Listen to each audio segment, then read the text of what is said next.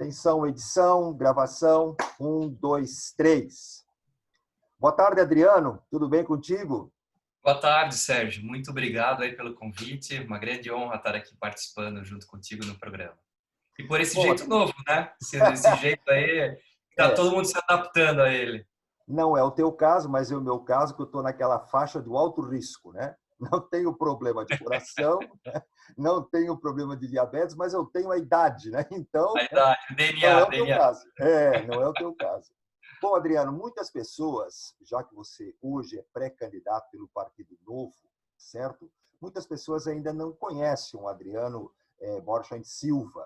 E a ideia desse programa é exatamente essa. Para a gente começar a mostrar para o nosso joinvilense as pessoas que estarão ali na frente disputando as eleições para prefeito da cidade.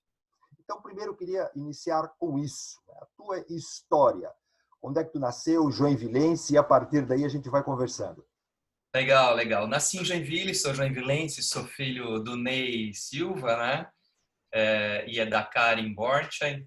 E sou filho do meio de 3 irmãos. Fui criado aqui em Joinville, estudei no Bonja. E aí depois fiz faculdade fora, né? Fiz faculdade em São Paulo, mas quando me formei voltei correndo, uma saudade de Joinville enorme, né? Gosto muito daqui. Eu já tive a oportunidade de morar fora também, nos Estados Unidos e Alemanha, mas sempre gostei daqui, e aqui que é o meu lar, aqui que a minha família se construiu, né? Então nós somos conhecidos aí pelas empresas, né, da família, e meu bisavô foi o grande fundador. Ele aí, como filho de imigrante, começou como aluno de farmácia, e aí depois abriu sua loja, sua primeira loja de farmácia, chamada Minerva, Drogaria Minerva, e que depois de alguns anos virou Drogaria Catarinense. Em 1945, que isso eu acho admirável da história dele, ele abriu em 1919 a primeira farmácia, mas em 1945, com a Segunda Guerra Mundial, que aí a Alemanha acabou, o Brasil virou contra a Alemanha, meio que fechou o mercado europeu para importações, então uma falta de medicamento muito grande na região, e aí foi onde ele decidiu abrir uma indústria farmacêutica baseada em produtos fitoterápicos, onde ele pudesse plantar as plantas, né, e produzir os próprios medicamentos para atender a demanda aqui, principalmente do estado de Santa Catarina. Mas eu queria E voltar um pouquinho aí na tua história. Tu disse que tu formou-se em Curitiba, depois você foi morar também nos Estados Unidos e na Alemanha. Formado no quê, Adriano? eu fiz administração de empresas pelo Mackenzie, sou formado em administração. Uhum. E aí você foi para os Estados Unidos e para a Alemanha fazer o quê lá? Eu fui para a Alemanha já com 13 anos de idade, na época. Eu fui fazer curso de alemão, né? Aprendi a falar o alemão, morei em casa de família de alemães. Então foi muito interessante esse convívio, porque eu convivi lá com a cultura deles, né? E com 12, 13 anos eu tinha. Aí depois voltei mais 2 vezes, né? Fiquei na mesma casa também dos pais lá que me receberam.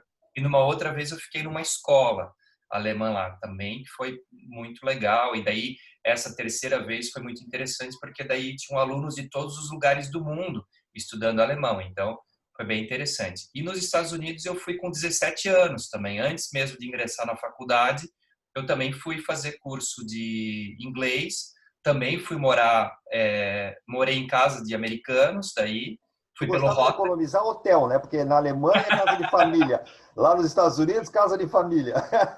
Mas eu era menor de idade, né? Então eu não podia, né, estar efetivamente morando sozinho. E Claro. era a forma mais segura, talvez, que meus pais na época acharam de fazer o intercâmbio.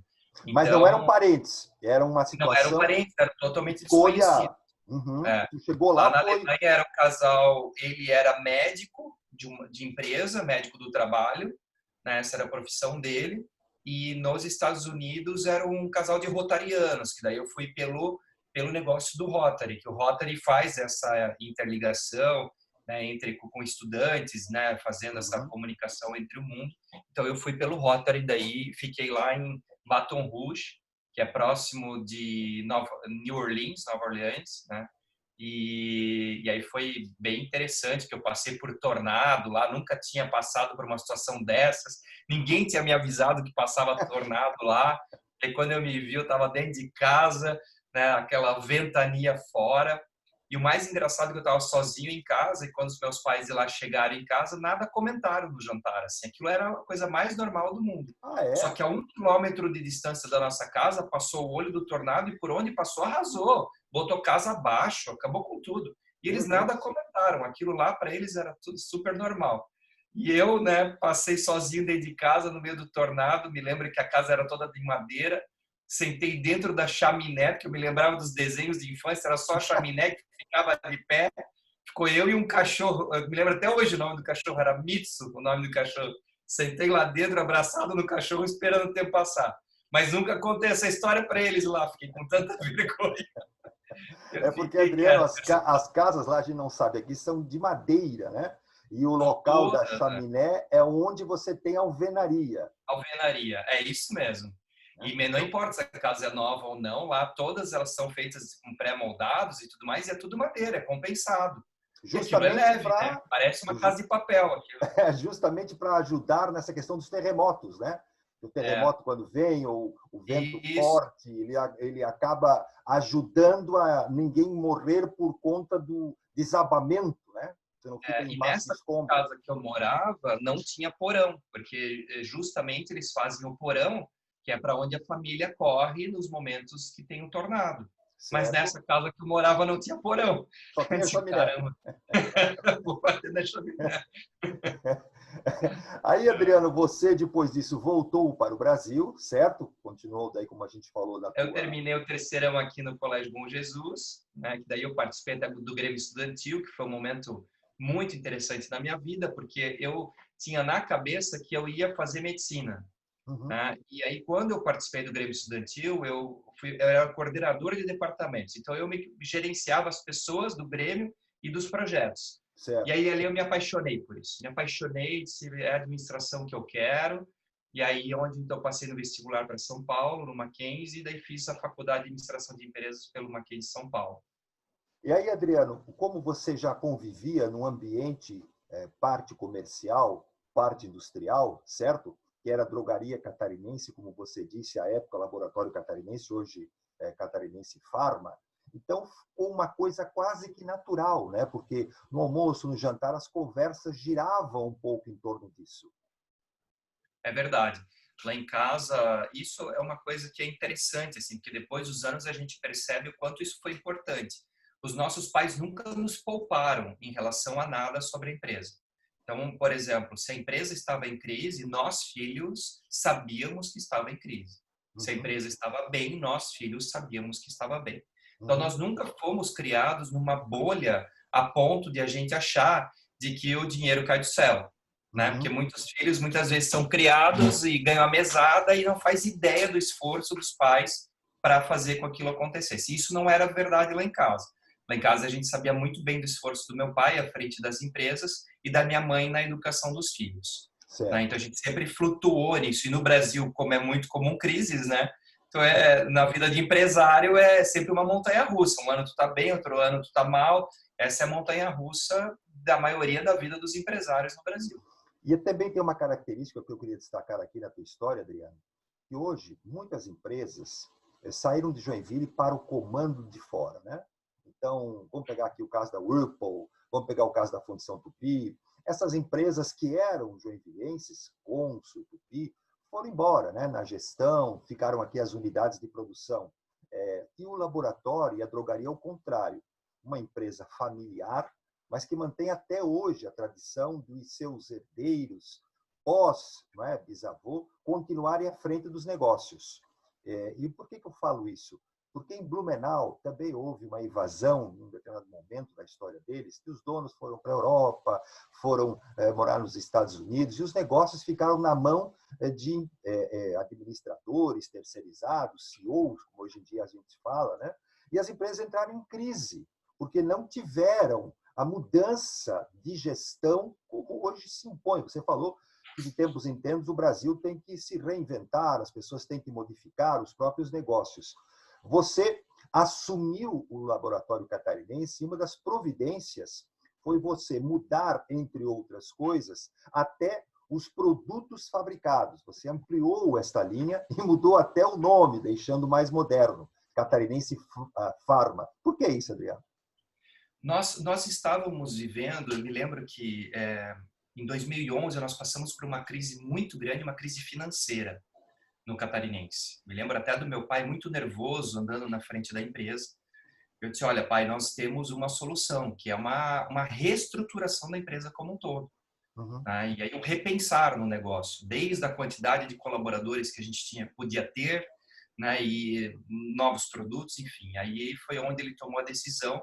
Então, que ele disse, não, então para essa nova etapa, esse novo ciclo, eu vou deixar a presidência para ti, então, né? O meu irmão André acabou tomando a presidência da Abeplast, outra empresa do grupo, e aí nós assumimos a presidência das empresas e ele ficou, então, como presidência do conselho. Então, ele saiu do dia a dia. E Uhum. aí ali nós fizemos realmente essa reengenharia, tivemos que diminuir a empresa, tomamos uma decisão muito difícil de transformar ela numa empresa regional novamente. Ela vendia de forma nacional, tinha equipe comercial no Brasil todo, nós tivemos que reduzir, enxugar ela. Né? A ideia era, vamos nos fortalecer no mercado que somos, vamos dar um passo para trás, para a gente, quem sabe, poder retomar, né, o crescimento lá na frente. E Certo. aí nós também percebemos que nós tínhamos duas fortalezas dentro do Catarinense em termos de produção.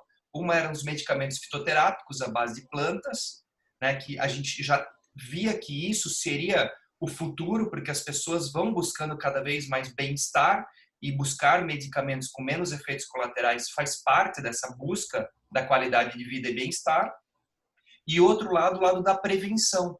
E nós tínhamos uma linha muito tímida na empresa de polivitamínicos, de minerais e tudo Certo. mais. E foi aqui que nós decidimos, então, nos fortalecer. E até me lembro que a gente colocou uma visão de que nós gostaríamos de ser líderes nacionais de polivitamínicos e no mercado. Uhum. E quando a gente olhava na época, a gente não era nada. Essa linha de produtos não faturava nem 10%, né, do que a gente Do imaginava total que que vocês, poderia né? acontecer dentro da empresa. E aí nós começamos a transformação, então, em 2012, foi um ano muito difícil, porque a pior coisa para um gestor é você fazer uma lista de demissão, não pela competência da pessoa, mas sim porque você tem que reduzir por uma questão de redução de quadro, né? Por Custo, uma né? crise totalmente financeira, custo, né? Essa foi, talvez assim, começar dessa forma foi muito difícil para mim, né? Mas a gente teve Mas que encarar o desafio, deram o passo à fizemos. frente. Aí veio, em 2013, veio um segundo golpe, que foi, eu digo que é um golpe porque a gente não esperava isso, que foi uma exigência da vigilância sanitária, que a gente tinha que reestruturar a empresa como um todo. Então, nós tivemos que reconstruir a fábrica inteira para um novo sistema de ar-condicionado. Para você ter ideia, Sérgio, nós tivemos que botar o prédio abaixo, basicamente, porque o prédio era muito antigo, e esse novo sistema de ar-condicionado que eles queriam tinha que botar dutos, filtros, salas totalmente fechadas, tudo mais. O padrão de produtos que a gente chama de injetáveis. Uhum. Apesar da gente não fabricar injetáveis, mas a vigilância sanitária estava exigindo de que a gente tivesse esse padrão, Que né, são de esses produção. produtos que vão dentro da veia, né? Que a gente sabe de Isso seringa, coloca na seringa, coloca nos soros, né? exatamente. E a gente não produz isso, mas a exigência veio para isso. Então, nós, além de sairmos dessa crise financeira, nós tivemos que encarar uma obra enquanto estava vivendo. Então, nós tivemos que produzir tudo em dobro, colocar em estoque todo o produto, botar a fábrica abaixo. Me lembro que eu falei para o meu diretor comercial, disse, Rival, você tem que vender exatamente o que está planejado, nem mais nem menos. Se você vender a mais, a gente não vai ter como entregar daqui a X meses. Se vender a menos, eu não vou ter dinheiro para pagar a obra. Certo. Aí corremos também para o BNDES para buscar uma linha de crédito, porque a gente não tinha esse dinheiro para pagar essa obra. Né? Para você ter ideia, foram investidos 20 milhões de reais, e 20 milhões de reais que foram investidos em custo. Não aumentou a produtividade, foi só uma adequação E tu da não fábrica. repassou também para o preço do produto, né? Porque não adiantava, de repente, o Não, melagrião sair de não 10 para podia. 200, né? Não podia. Para você ter ideia, assim, quando a gente botou a fábrica a funcionar com o novo sistema de ar-condicionado, a gente vendia 25 mil... Não, a gente gastava de energia elétrica 25 mil reais por mês. Nós passamos a ter um gasto de 150 mil reais por Meu mês. Deus, não é possível, Adriano. Então, a lucratividade da empresa que nós tínhamos até então, que na época a empresa estava faturando 55 milhões, mais ou menos, ela praticamente acabou ali no ar-condicionado. Então, mais ainda reforçou para o time que a gente tinha que se reinventar. Ou a gente se reinventava, ou a gente ia morrer. E aí Quebrava. foi onde nós decidimos, então, focar, tomar a decisão de dizer para onde nós vamos, e eu acho que essa foi a posição talvez mais forte que eu tive, que foi dizer para o time, dizer assim, nós vamos para cá, nós vamos focar no melagrião, que é o fitoterápico mais conhecido do Brasil, figatil, camomila, e vamos lançar a linha Catarinense Nutrição. Né? E aí, por ser uma linha genérica, que as pessoas que buscam ômega 3, buscam polivitamínico, buscam pela marca, nós decidimos então trabalhar com a marca Catarinense. E por isso que nós transformamos o nome de Laboratório Catarinense em Catarinense Pharma, para botar a marca em primeiro nome. Porque toda vez que as pessoas se referiam a gente, falavam só laboratório. Não foram poucas as vezes que as pessoas ligaram lá no laboratório querendo marcar exame de sangue, exame de fezes, porque achavam que era um laboratório de análise. Claro, é verdade. E nós somos uma indústria farmacêutica. Então, por isso, na verdade, a gente só fez uma transformação de prefixo e sufixo, né? E assim, tirando o laboratório e botando farma, depois a marca continua catarinense. E aí, Adriano, graças a Deus, deu certo. conseguimos crescer nesse período todo. A empresa veio crescendo em média 25% ao ano. Esse ano nós vamos aí estar 4 vezes maior do que nós éramos em 2012. Nós hoje já temos mais do que o dobro de colaboradores também daquela época que tivemos que fazer redução. Então isso tudo me deu uma satisfação muito grande em relação a ver todo o sonho e todo o trabalho sendo concretizado. Adriano, agora outra informação importante também é que muitas pessoas acham que o Catarinense Pharma e a drogaria catarinense a preço popular é a mesma coisa. E essa é uma relação de família muito bonita de 2 irmãos, mas são negócios diferentes. Exatamente. É uma boa essa pergunta, porque realmente as pessoas confundem, acham que no fundo é a mesma coisa, mas no fundo o que acontece é que a drogaria catarinense foi meu bisavô. Só deixa eu arrumar um negócio aqui que desligou aqui. Acontece, né? Home office é assim, né? As coisas vão acontecendo. Aqui em casa não é diferente. Vamos aproveitar os dois aqui, ó. Eu não consegui. Desculpem. Não, é isso aqui mesmo. Não, é quase ao vivo.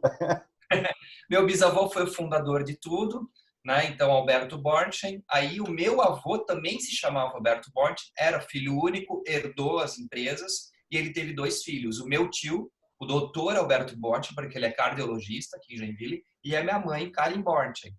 E eles daí tomaram uma decisão, e meu pai participou dessa decisão também, que presidia a empresa, e eles tinham uma frase que foi muito interessante: vamos dividir o grupo para unir família.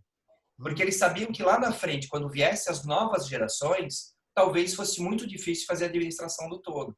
E naquele momento, então, eles dividiram acionariamente.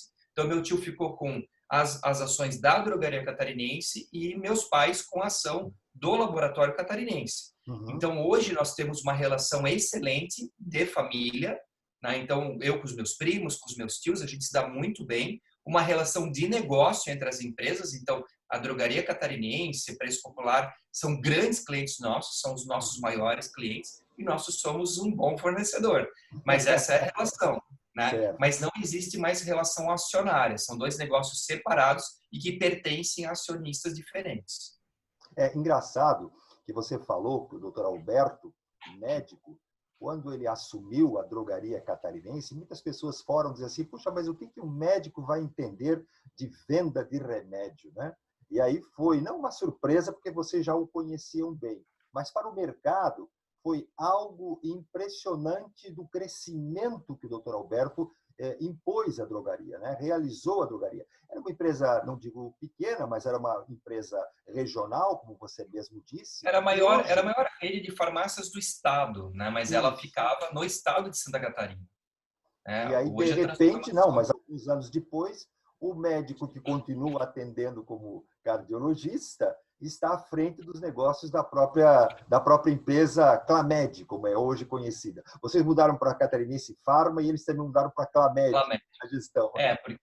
Porque eles têm mais marcas, né? Então, a Drogaria Preço Popular, a Drogaria Catarinense, são as marcas deles. E hoje, se eu não me engano, Sérgio, eu acho que estão em 7 estados do Brasil já, com as suas lojas. Então, virou um grupo grande. Hoje é o 5º maior grupo de farmácias do Brasil. Então, eu admiro muito a gestão também ali do meu tio, à frente dos negócios, meus primos, né? Porque eles conseguiram transformar realmente uma empresa que era uma empresa estadual, uma líder estadual, para uma das 5 maiores redes aí do país. E é um dos maiores faturamentos da cidade de Joinville, portanto, a contribuição de impostos aqui na cidade é algo muito importante, tanto da Catarinense Pharma, Sim, como também da rede de drogarias e farmácia a preço popular. Portanto, a verdade. cidade tem também a contrapartida não apenas dos empregos, mas a contribuição. São milhares de Tributária. empregos, né? Somando as empresas todas, aí eu acho que, se eu não me engano, a gente deve falar de mais de 5 mil empregos diretos, né? Então, é muita gente aí que tem. Fora que a Drogaria Catarinense fez 101 anos esse ano, a gente está fazendo 75 anos, né? Então, a gente parte de muita história de muita gente, Verdade. né? Então, as nossas empresas, elas participaram na vida de muitas famílias aqui de Joinville. Famílias essas de Joinville, famílias que vieram de fora, imigrantes, né, que estão vindo aí de outras cidades, acabam buscando nas nossas empresas também, né, a sua forma de renda, de fincar o seu pé na cidade. Então, tem esse fator Adriano, muito importante a social. gente vai para um breve intervalo comercial e vamos seguir em frente, porque agora eu quero entrar num outro viés, que é o da política, tá certo? Que é o principal assunto do programa de hoje. É um instantinho só, nós vamos parar, tomar um café, o laboratório catarinense, hoje Catarinense Pharma, ele vai poder tomar um produto especial, não é o catuama e também não é o melagrião, né? A gente volta em seguida. Show. Agora, Adriano, naquilo que a gente combinou, eu vou falar. Deixa eu ver se eu consigo abrir esta porra aqui. Não vou. Enfim.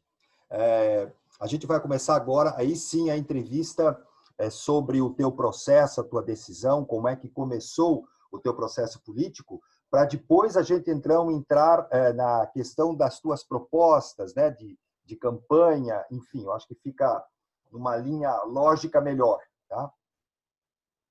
Ok. 3, 2, 1.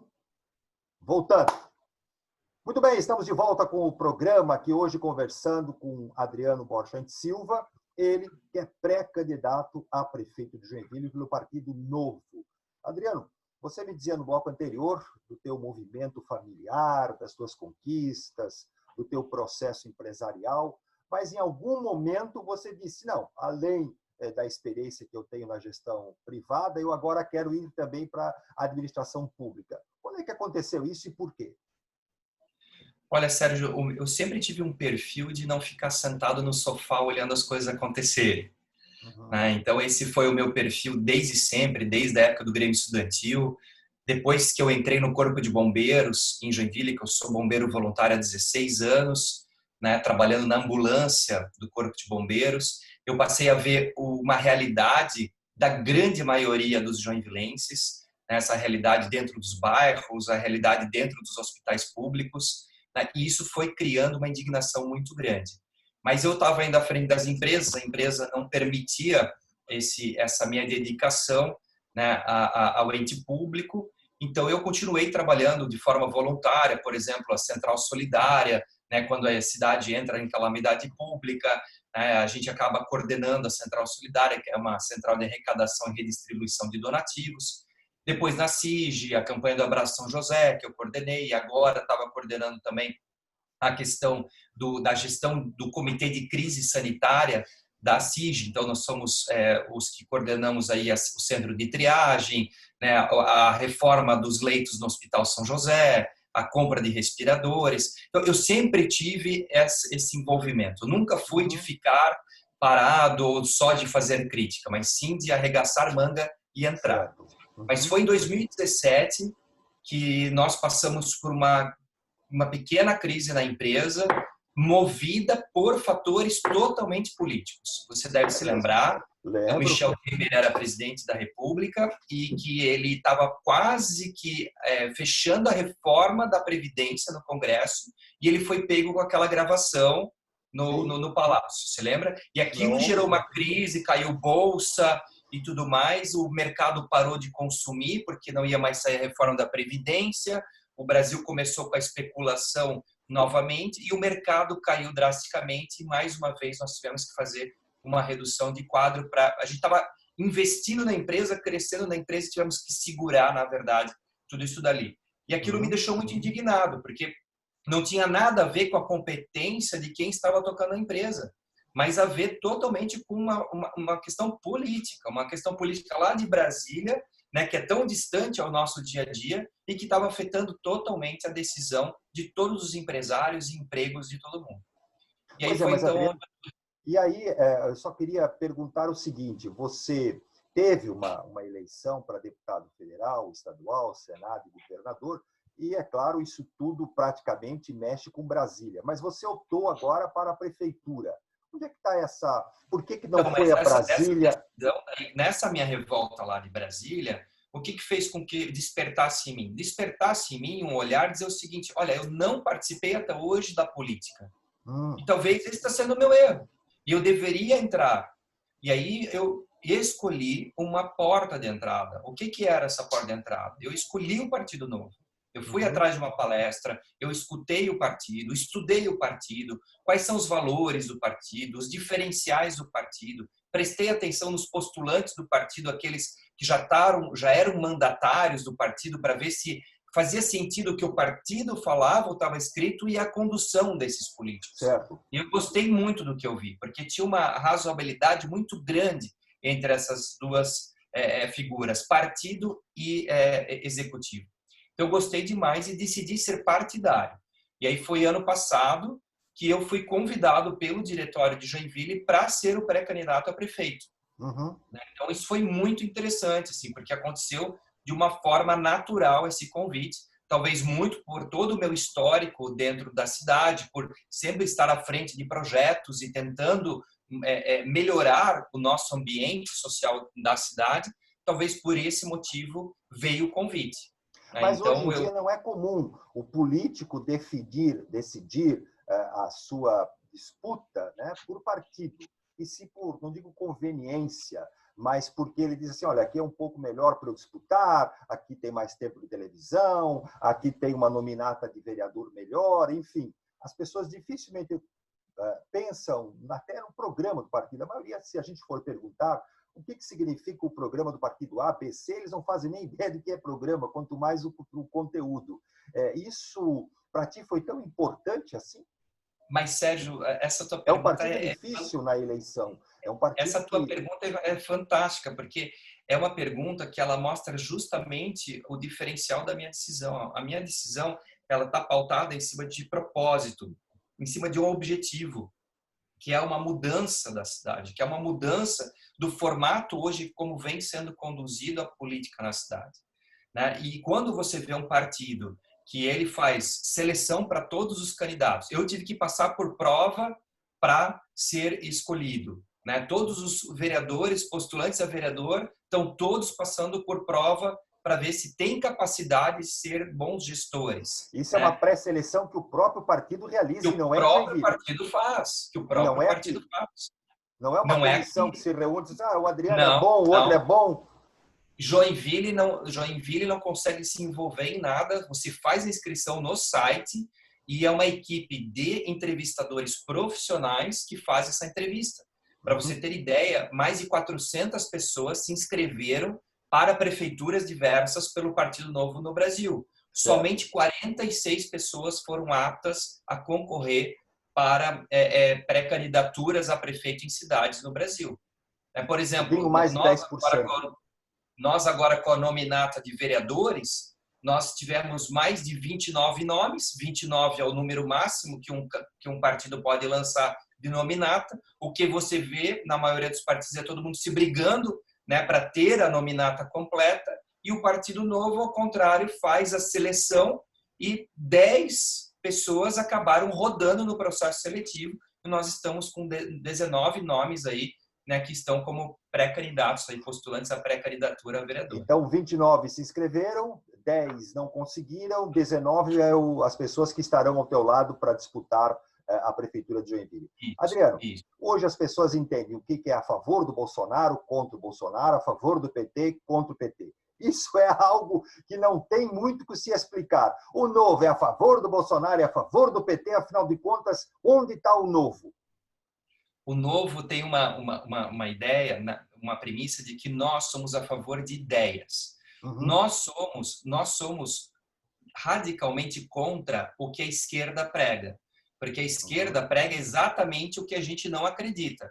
Então, a gente acredita no livre mercado, na liberdade individual com responsabilidade. A gente acredita que o Estado, que o governo, ele tem que ser desinchado. Dessa forma, desinchando, você consegue diminuir o imposto. Com menos imposto, o cidadão consegue investir mais nos seus negócios. As empresas ficam mais leves para investirem em inovação. Então, isso que nós pregamos e é isso que nós acreditamos.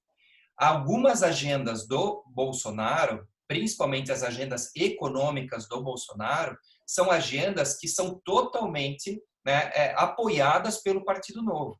Tanto é que a bancada dos deputados federais do Novo é a bancada que mais votou a favor de projetos vindos do governo Bolsonaro. Até então, mais do que o próprio PSL. Até mais do que o próprio PSL. Né? Sempre fechamos com a bancada 100% fechada, porque são agendas, são propostas que nós acreditamos. Então, nós falamos, nós não somos um partido de pessoas, nós somos um partido de ideias. Então, o que esperar do Adriano? O que esperar de um Romeu Zema, que é governador de Minas Gerais? É exatamente o que está escrito no Partido Novo. Então, não vai ter novidade, você não vai ali ser, daqui a pouco, tomado por uma ideia radical que nunca foi comentada. Não. Ou seja, novidade não significa que vocês vão revolucionar em todos os aspectos. Vocês vão implantar coisas que você mesmo disse, que é muito mais voltada à economia aberta, livre, muito parecida com a Alemanha, se eu não estou muito equivocado. Nós temos uma premissa, países como Nova Zelândia, países como Áustria, né, são países referência com a liberdade econômica, o liberalismo econômico. Então, o que significa isso? Quanto mais liberdade para o empreendedor, para quem quer gerar emprego, mais o país enriquece. Porque cada empreendedor tem na sua cabeça como quer desenvolver o seu trabalho e você deixa. Agora, o Brasil hoje chega a cobrar quase 44% de impostos. Mais um pouco, se você soma taxas, se você soma tudo, as empresas são mais pertencentes ao Estado do que ao próprio dono. Adriano, e isso enfraquece as nossas empresas. Se eu quiser conversar contigo sobre Brasília e Brasil, a gente vai ficar aqui alguns dias. Vai longe, né? Então, agora, Adriano, vamos passar para a pauta em Joinville.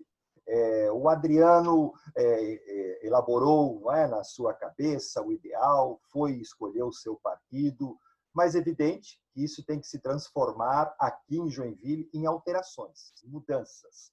Você é empresário, mas com um perfil completamente diferente do que hoje o prefeito Udo se apresenta. Então as pessoas vão dizer assim, mas é mais um empresário, o Udo não está dando certo, né? É aquele cara que manda e não ouve. Como é que vai ser o Adriano na prefeitura? A minha escola sempre foi uma escola de trabalhar com pessoas. Eu adoro pessoas, né? E isso que me motiva e que me dá a chance também de eu deixar a empresa, porque eu estou deixando um time lá, um time com independência, um time que foi desenvolvido e transformado para tomar decisões e que eu possa hoje estar fora. Então, eu sou a pessoa que sempre vai estar apoiando desenvolver novos líderes, desenvolver novas lideranças. Você imagina uma empresa, a maior empresa de Joinville é a Prefeitura Municipal de Joinville, e você centralizar o poder, somente você tomar as decisões, é humanamente impossível isso acontecer. Tem que acontecer exatamente o contrário. Você tem que dar liberdade aos secretários, liberdade aos diretores da prefeitura para tomarem as decisões, para poderem fazer com que o talento deles venha aflorar em cima das necessidades, né, da cidade. E também, eu sempre fui uma pessoa que sempre ouviu muito. Eu tenho uma premissa que a gente tem uma boca e dois ouvidos, justamente para escutar o dobro do que a gente fala. Então, você ouvir as pessoas e deixar as pessoas participarem é fundamental para uma coisa que eu acredito, que é num governo colaborativo. O que é um governo colaborativo? É você escutar, você dar ferramentas. Hoje, com o mundo digital, você tem ferramentas para você participar, para todos participarem, para você conseguir trazer agilidade no processo de tomada de decisão. E também entidades fortes como a CIG, a JORPEM, a COMAC, CDL, entidades sociais na cidade, têm que estar mais participativas, elas têm que fazer parte, né, da prefeitura e não hoje isoladas como essas entidades estão. Bom, Então, uma cidade que se pensa nela mesma, é uma cidade que vai crescer de forma autossustentada e não por causa de uma pessoa só. agora você disse que tem 2 ouvidos e uma boca. O que teus ouvidos estão escutando em relação às maiores demandas da cidade? O que você diz? Ah, isso daqui as pessoas estão falando, isso daqui eu estou ouvindo com atenção, com cuidado, para si, prefeito, né? Você, então, diz assim, agora eu vou falar aquilo que eu ouvi. Sem dúvida nenhuma, a geração de empregos é fundamental em Joinville. Nós tivemos uma crise, a maior crise longeva do Brasil, de 2015, governo Dilma, com o governo Michel Temer, pegando um pouquinho ali do início do Bolsonaro, quando começou a decolar no Brasil. E nós tivemos uma cidade totalmente travada, uma cidade onde o empreendedor ele não conseguia abrir sua empresa. Né? A gente até fala que Joinville foi mais amiga de Araquari, porque muitas empresas abriram em Araquari porque não conseguiram fazer a abertura dos seus negócios aqui. Então, a primeira coisa é tentar facilitar a vida do empreendedor, tirar as pedras do caminho. O governo ele jamais poderia ser o ente que acaba terminando com o trabalho. Imagina, em crise... Dificultando, né? Ah, não, tem que ver licença disso, licença daquilo, isso vai ser o inferno, não se consegue nunca, né? Essa é a maior dor, por exemplo, dos empreendedores que a gente escuta. Outra dor que a gente escuta muito, e aí são dos joinvilenses, de quem mora aqui, é que a cidade está com uma cara de abandonada, no sentido da zeladoria. Então, né, a questão da pavimentação, os buracos, né, a obra do Rio Matias é uma obra que até agora não foi explicada, não tem uma solução. Muitas empresas foram fechadas, empresas estão sendo fechadas, a via gastronômica, né, está um caos. Então, nós já tivemos a Jerônimo Coelho, que vários comerciantes acabaram fechando seus negócios ali. Agora estão cometendo o mesmo erro na via gastronômica, fechando restaurantes lá. Então, você pega duas ruas importantíssimas da cidade, você gera o desemprego, gera, né, o fechamento de negócios, quando o país está em crise, né, quando a gente mais que precisa de negócios. Então, essa é uma grande dor. O coronavírus vem aí, né? A segunda fase do coronavírus está vindo agora, né? Nós estamos na pandemia, estamos ainda no meio, não dá nem para dizer se é meio ou se está no início, né, de um Mas na crescimento. questão de saúde, né? Agora nós vamos começar a viver a segunda fase da economia, né? Porque as empresas que estavam ainda resistindo através de financiamentos federais, ou que estavam resistindo porque a pessoa tinha um caixa guardado, tinha lá o seu cheque, o seu cartão, mas isso está chegando no fim, né? E não é só em Joinville. Muitas pessoas daqui produzem para outras cidades, produzem para outros mercados, e estes mercados não estão comprando. Então, o cidadão vende um produto aqui, não só aqui, ele produz para vender fora. Quando o mercado lá fora também não está aquecido, ele vai ter que fazer alguma coisa diferente aqui, né? A mesma coisa em relação ao comerciante, que tinha a sua loja, ou tem a sua loja, bem montada, etc. Mas as pessoas descobriram a internet, o e-commerce. E aí ele, de novo, vai precisar de uma nova estratégia para não quebrar, né? Ou para não falir. E isso não tem resposta ainda. Ninguém consegue adivinhar, né? Evidente, as grandes empresas já têm as suas estratégias. Por exemplo, eu lia o McDonald's, o Burger King, essas empresas de fast food, né? Elas já chegaram à conclusão que cada vez eles vão investir mais em entrega e passagem no carro, drive-thru, do que realmente no que eles chamam de salão, onde você senta para comer, né? Então, este é uma das mudanças, né? Então, Adriano, nesse teu caso, como é que uma prefeitura só dando novas licenças que pode melhorar a atividade comercial, industrial, a atividade econômica, Adriano? Ou dá para você mesmo, na própria explicação da pergunta, você já meio que deu a resposta. Quando a gente do Partido Novo fala em livre mercado, não cabe ao governo decidir o que cada um deve fazer com a sua empresa. Quanto mais liberdade você dá para o cidadão, ele vai acabar achando a solução. Então, é o que você colocou. Eu não posso atender em restaurantes, eu vou atender via drive-thru ou entregas. Isso já é uma adaptação do próprio mercado. O mercado sempre vai se adaptar. É claro que o que nós temos que fazer é, por exemplo, o que nós fizemos em relação na coordenação da CIG, da crise sanitária da CIG.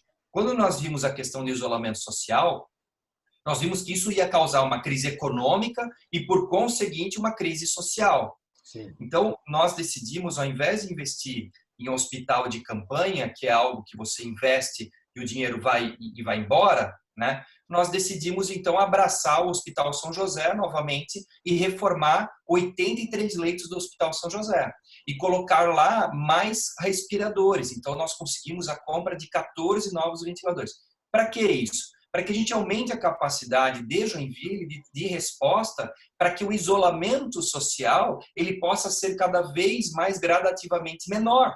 Sim. Porque se você tem uma capacidade de resposta no município, em número de leitos de UTI, você pode ser mais flexível no isolamento.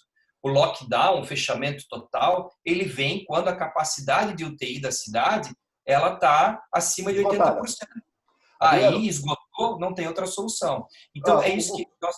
O governador Bombeiro, eu já falo sempre, né? Eu gosto muito dos bombeiros, você é dos bombeiros voluntários, mas ele é um bombeiro lá do sul do estado, que no máximo que ele fez foi tirar gato do telhado e colocar esse gato dentro do governo. Não tem nada a ver com a atividade bombeiril. Então, o governador tem escândalos lá nos respiradores que comprou e não entregaram, agora na Celesc, tem, enfim, Porto São Francisco. E se eu fosse, eu sempre chamo a atenção que o catarinense escolheu um governador errado. Foi na aba do chapéu do Bolsonaro 17 e acabaram elegendo uma porcaria como está lá o tal do Moisés, que nem tábua tem como escrever, né? Não escreve no papel, quanto mais em tábua, que era o homem lá atrás da nossa história bíblica.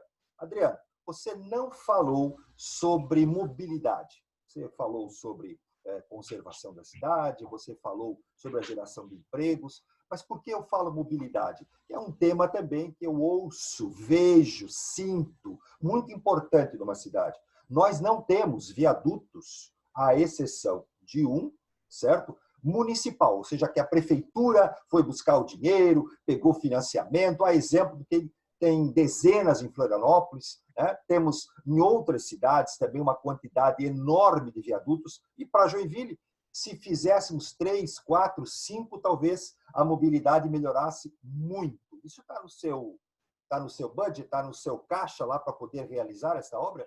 A mobilidade ela é um desafio da humanidade, né? E ela é um desafio também em Joinville, mas existem alguns pontos que nós temos que colocar para quando a gente discute mobilidade urbana.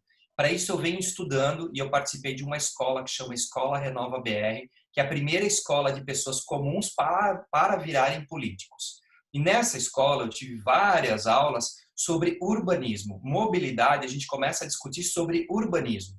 Joinville, ela sofre hoje de uma política urbana feita em 1940 e 60, que foi o Distrito Industrial.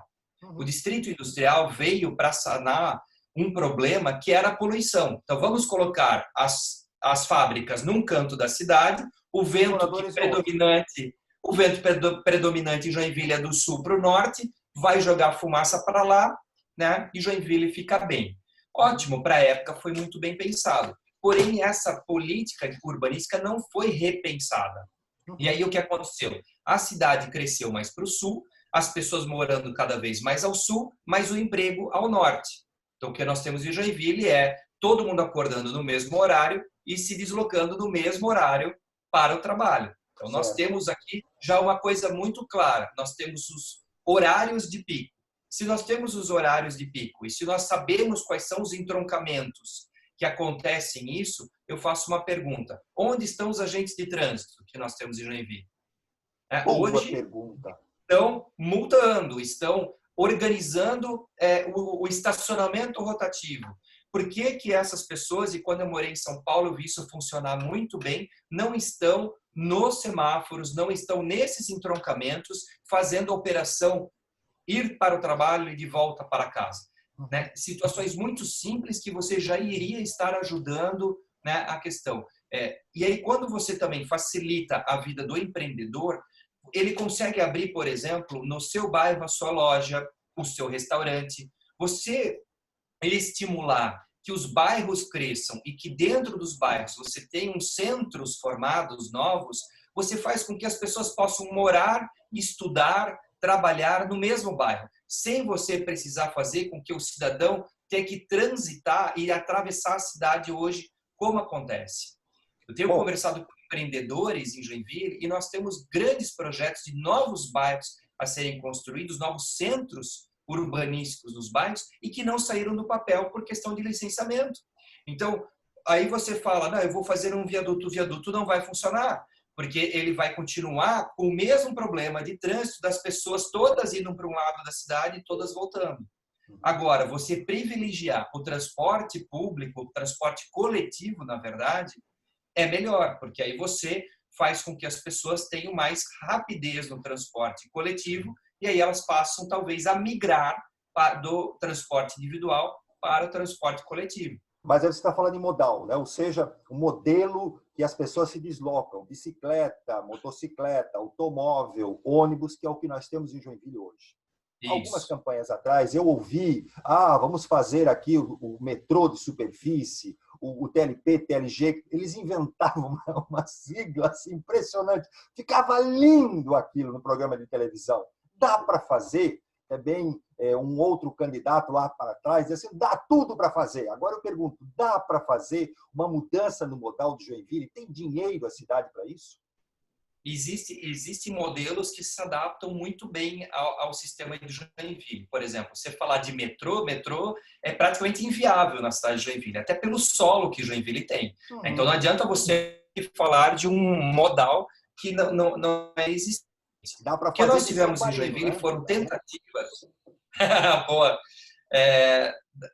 Por exemplo, o que nós tivemos foi uma tentativa do BRT. O BRT é um sistema de ônibus que ele tem a sua calha, né, exclusiva para ter velocidade. Isso a gente vê em Curitiba, por exemplo. O problema é que foi feito a calha, nós tivemos a Procópio Gomes, Beira Rio, fechada por acho que 2 ou 3 anos, só não foi combinado com o concessionário. Então as empresas de ônibus não fizeram o serviço de ônibus que anda só em calha, que são os bitrem, né, os biarticulados. Mas, então, assim, esse tem que ser uma política pública de mobilidade. Né? Você não pode simplesmente dizer, eu vou fazer uma adequação a uma avenida ou uma área, mas você não refaz, por exemplo, a forma como hoje o sistema de transporte coletivo em Joinville está montada. É um modelo que foi montado em 1960 e eu não tenho nada contra as empresas que prestam serviço aqui. Muito pelo contrário, pelo que a gente faz até de ligação e tudo mais, o serviço até é um bom serviço. Mas ele poderia estar muito mais modernizado com a tecnologia que nós temos. Nós poderíamos hoje ter um modelo ligado a aplicativos onde você sabe exatamente o horário que o teu ônibus vai pegar. Você facilitar, por exemplo, para quem nunca pegou ônibus, saber qual linha pegar e como entrar. Para que um terminal central, quando muitos podem passar direto pela linha rápida, o terminal central, sim, só para as pessoas que desejam vir ao centro. Então, tem que ser adequado. O problema é que as políticas em Joinville, tanto política de urbanismo, tanto política de transporte, elas não foram rediscutidas. As décadas passaram, a tecnologia veio e não foi implantado. Agora, essa discussão sobre mobilidade, eu não falei contigo sobre saúde, educação e outros temas importantes para todos nós, principalmente que uma das coisas que o Udo fez, ele não fez muita coisa, mas uma que ele fez foi acabar com o IPUJ, o Instituto de Planejamento. Você não tem uma cidade que sequer pensa o futuro dela, você não tem o que nós estamos vendo hoje, né? Uma cidade com mobilidade, uma cidade de forma organizada, crescendo, mas nós teremos outras oportunidades de discutir com você e com os outros também pré-candidatos, e aí eu chamo a atenção de o joinvilense começar a prestar atenção nesta próxima eleição. Adriano, você tem aí 1 minuto para as suas considerações finais. Isso é legal, essa palavra, eu adoro isso, né? Considerações finais. Adriano, contigo. Considerações finais. É bom. Bom, nós estamos num ano que é um ano muito desafiador para todos nós, né? A pandemia, ela traz um desafio gigantesco, tanto social, coletivo, e nós temos que pensar no futuro que nós desejamos, nós temos que ver, né, quais são as prioridades que nós desejamos. E através do Partido Novo foi onde eu descobri que existe uma forma nova de se fazer política, uma forma transparente, uma forma que faz com que pessoas que passam por um processo seletivo vão se colocar à disposição. Todas as pessoas que vierem a trabalhar nas secretarias da prefeitura também devem passar por um processo seletivo. Então, isso faz com que a gente possa voltar a acreditar num formato novo de se fazer política. E uma das primeiras coisas de que todos e qualquer gestor tem que pensar é na retomada econômica, na retomada dos empregos, na condição para que empreendedores possam abrir suas empresas e gerar empregos e aí fazer com que o país volte a crescer e a cidade também volte a crescer. Muito obrigado, Adriano. Quero também agradecer aí as pessoas que nos acompanharam, principalmente do nosso patrocínio imobiliário Zibel, Zibel é aluguel. Aluguel na Zibel, você compra, investe imóveis, até porque neste momento que o Brasil está vivendo, não tem coisa melhor do que você comprar um imóvel. Uma hora o dólar está lá em cima, está lá embaixo, uma hora a bolsa de valores aumenta, diminui, a poupança está pagando uma merreca, está pagando um gravíssimo problema, não consegue remunerar mais você que acredita na poupança. Agora o imóvel não. O imóvel é uma segurança para a pessoa que compra, certo? Tanto para o uso próprio como para alugar. Vai na Zibel, fica lá na Max Curim, fale com o Rui, certo? Adriano, mais uma vez, muito obrigado, boa sorte, né? E outros encontros nós estaremos aqui, tanto no rádio como na televisão. Sérgio, agradeço muito a oportunidade, foi um papo muito gostoso. Muito obrigado. Ok, até o próximo. Fiquem com Deus. Show, Adriano. Eu vou passar agora, vou encerrar, e aí se você precisar, é só manter o contato via WhatsApp, porque aqui no Zoom eu vou encerrar, tá bom? Tá Obrigado, bom, Adriano. obrigado. Fica com Tchau, Deus. tchau.